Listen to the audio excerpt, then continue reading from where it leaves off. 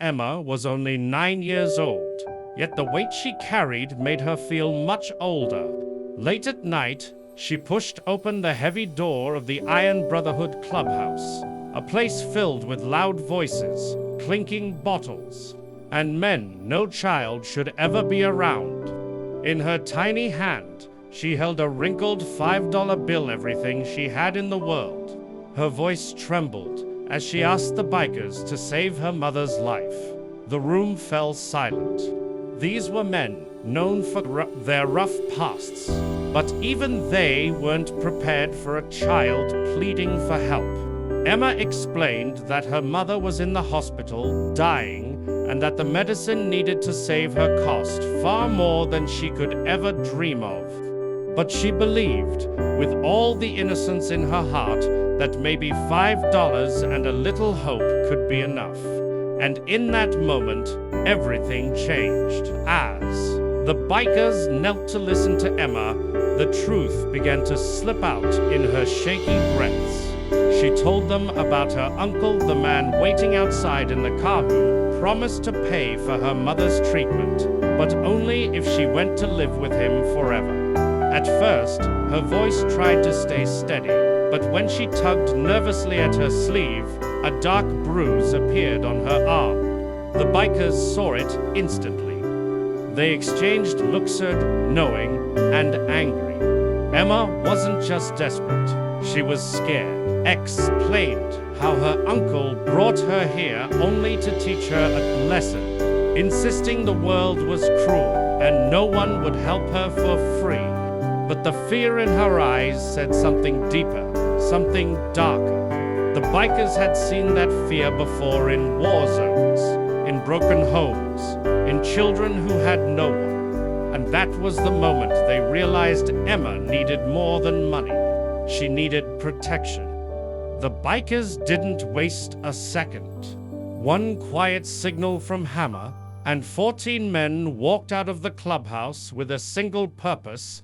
Outside, Emma's uncle stood by his sleek car, pretending to scroll on his phone, confident that no one would dare challenge him. But when he looked up and saw the wall of leather vests surrounding him, that confidence cracked. Hammer stepped forward, calm but unshakably firm, repeating Emma's words back to him. The uncle tried to laugh it off, calling Emma dramatic, claiming her mother was confused from medication. But his smooth words didn't match the fear in the little girl's eyes. When Hammer revealed the man's hidden past, his old name, his previous accusations, the settlements he'd paid, every bit of charm drained from his face, the bikers made it clear he could leave now and stay gone, or they'd make calls that would end his freedom for good. And in that moment, the predator finally ran. Once the danger was gone, the clubhouse transformed from a rough hangout into a command center filled with purpose. Phones rang non-stop as the bikers reached out to every friend, every chapter, every connection they had. Wrench opened his laptop and created a fundraiser, typing furiously while Tank contacted veterans groups and Doc called in favors from people at the hospital. Word spread faster than any of them expected. Donations started appearing every minute, $10, $50, $100 each, one from a stranger touched by Emma's courage and the bikers' determination. Even rival clubs quietly pitched in. By midnight, the total had crossed halfway. By dawn, they had reached the full amount needed for her mother's treatment. The tough men who once lived hard lives now found themselves fighting for someone else's hope. And for the first time in a long time, it felt like redemption. All that mattered now was saving her mother.